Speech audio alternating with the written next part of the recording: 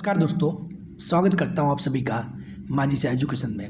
तो दोस्तों, रिको में जो स्टेनोग्राफर और जूनियर असिस्टेंट की भर्ती निकली है उसको लेकर जो कि मेरिट कैसे बनेगी, इस तरह का कोई डाउट है तो वो मैं आपका डाउट बिल्कुल से क्लियर करने वाला हूं। और इसमें मैं एक इतनी इम्पोर्टेंट बात बताने जा रहा हूं जो शायद आपके लिए बहुत ये समझ लो कि शायद उस बात को आप अगर मिस कर दिए तो हो सकता है आप इस पेपर से ही आउट हो जाओ। बहुत ही इंपॉर्टेंट बात है, ज़रूरी बात है, तो इसलिए इस वीडियो को अच्छे से देखना। आपको जो चीज़ पता है वो ठीक है, लेकिन उस बात का ज़रूर इंतज़ार करना जो मैं बताने वाला हूँ, ठीक है। तो देखिए, मेरे को किसी ने कमेंट किया कि सर कट ऑफ 450 में जाएगी या कितनी जाएगी, क्या होगा, इनका कुछ डाउट है, ठीक है। 72 नंबर क्वालिफाइंग मार्क्स है। तो देखो, जूनियर असिस्टेंट हो, जूनियर असिस्टेंट या फिर अपने स्टेनोग्राफर, जूनियर असिस्टेंट या स्टेनोग्राफर, दोनों में पार्ट ए है और पार्ट बी है, ठीक है। अब देखो, दोनों में आप देखोगे तो पार्ट ए कितने का है, 180 मार्क्स का। कितने का है, 180 मार्क्स का। एक बात बता दूं, पार्ट ए और पार्ट बी कोई अलग अलग पेपर नहीं है, एक ही दिन पेपर होगा, वो 3 घंटे का, मैंने पहले ही बता दिया है। तो 180 में से आपको 72 मार्क्स क्वालिफाइंग दिया हुआ है। 72 मार्क्स क्या दिया हुआ है, क्वालिफाइंग। जबकि एक है part B. Part B junior assistant और स्टेनोग्राफर, दोनों में कितने का है, 270 का। कितने का है, 270 का। इसमें कोई भी क्वालिफाइंग मार्क्स दिए हुए नहीं है, ठीक है। कुल मिला के आपके पेपर जो रिटन पेपर है कितने का हो रहा है, 450, स्टेनोग्राफर या जूनियर असिस्टेंट दोनों का। अब देखो, इस क्वालिफाइंग मार्क्स का मतलब क्या है, सबसे इंपॉर्टेंट बात मैं बता दूं। यही वो बात थी जिसके बारे में बोल रहा था कि जो पार्ट ए है उसको मिनिमम आपको उसमें 72 मार्क्स लाने हैं। अगर आपने ऐसा कर दिया कि पार्ट बी में तो 270 ले आए, 270 में से 270 ले आए, पूरे में से पूरे ले आए, लेकिन पार्ट ए में आपके 71 ही मार्क्स आए या फिर 70 ही आए, तो फिर आपको पेपर से आउट कर दिया जाएगा। आपके मार्क्स आपको नेक्स्ट स्टेज में शामिल नहीं किया जा सकता, आप वैसे ही फेल हो जाओगे। बात समझ रहे हो। ये इनके कहने का मतलब ये कि 72 तो मिनिमम मार्क्स लाना ही है, उसके अलावा एक्स्ट्रा जितने आते हैं वो अच्छे हैं, वो आपको मेरिट में फ़ायदा देंगे, वो आपको मेरिट में बेनिफिट देंगे। लेकिन पार्ट ए में मिनिमम 72 मार्क्स लाने ही होंगे। दोनों के लिए वैलिड है ये, जूनियर असिस्टेंट ले लो या स्टेनोग्राफर, दोनों को पार्ट ए में मिनिमम 72 मार्क्स लाने ही है। पार्ट बी में ऐसा नहीं है। पार्ट बी में जितने आए उतना अच्छा है, मतलब अगर अच्छे आएंगे तो आपका मेरिट में ऊपर स्थान होगा, ठीक है। लेकिन पार्ट ए में क्वालिफाइंग 72 मार्क्स लाने जरूरी है। तो अब क्या होगा, तो कट ऑफ कितने में से बनेगी, पहले 450 में से कट ऑफ बनेगी, 450 में से, समझ रहे हो।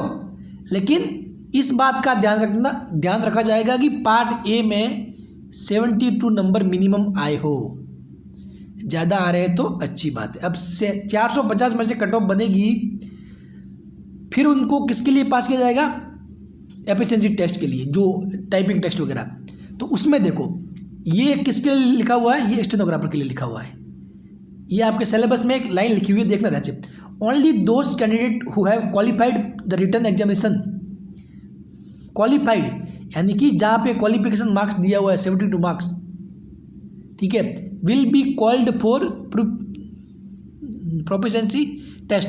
अब आपको एक डाउट और आ रहा होगा, ठीक है, कि सर सारे लोगों को इस प्रोफिशिएंसी टेस्ट के लिए कॉल करेंगे? नहीं, सारों को कॉल नहीं करेंगे। ऐसा नहीं है कि मतलब जिसने भी क्वालिफाई किया उन सभी को प्रोफिशिएंसी टेस्ट के लिए कॉल कर देंगे, नहीं। इन्होंने साफ करके the number of candidate called for proficiency test would be 3/5 time. इन लोगों ने डिसाइड किया नहीं है अभी तक, 3 गुना या 5 गुना बुलाया जाएगा। जितनी सीट है ना उसका 3 गुना या 5 गुने लोगों को लिया जाएगा। वो चाहे तो 3 गुना भी डिसाइड कर सकते हैं या 5 गुना भी डिसाइड कर सकते हैं, वो भी तो डिसाइड किया नहीं इन लोगों ने, ठीक है।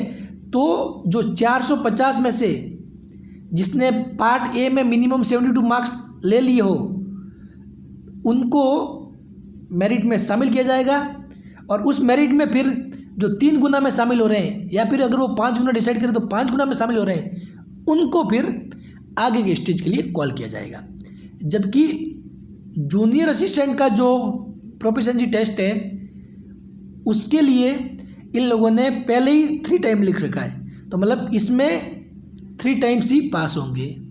सेम का सेम रूल जूनियर असिस्टेंट में भी लागू होगा। अब देखो ये रिटन एग्जाम की मेरिट, अब फाइनल मेरिट कैसे बनेगी तो वो देखिए। अब देखो फाइनल मेरिट के लिए इन लोगों ने कुछ ये चीज़ साफ नहीं कर रखी है क्लियर, कि फाइनल मेरिट के लिए वो दोनों के मार्क्स रिटन के एग्ज़ाम के और इसके मिला के फाइनल मेरिट बनाएंगे या फिर इसमें से ही बनाएंगे फाइनल मेरिट, ये इन लोगों ने भी अब तक कुछ क्लियर नहीं कर रखा है, ठीक है। लेकिन इसमें भी एक इम्पोर्टेंट बात मैं बता दूं कि आपको क्वालिफाइंग मार्क्स लाने हैं। अब ये क्वालिफाइंग मार्क्स बोल रहा है तो इसका मतलब तो साफ बात है, इन लोगों ने लिखा तो कुछ भी नहीं ऐसा, लेकिन मैं आपको इतना जरूर बता सकता हूँ कि इन लोगों ने क्वालिफाइंग मार्क्स 20 लिखा हुआ है कि 20 तो लाने जरूरी है।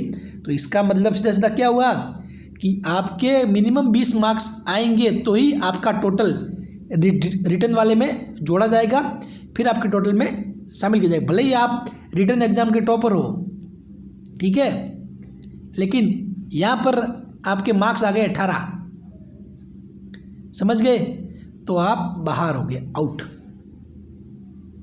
ठीक है।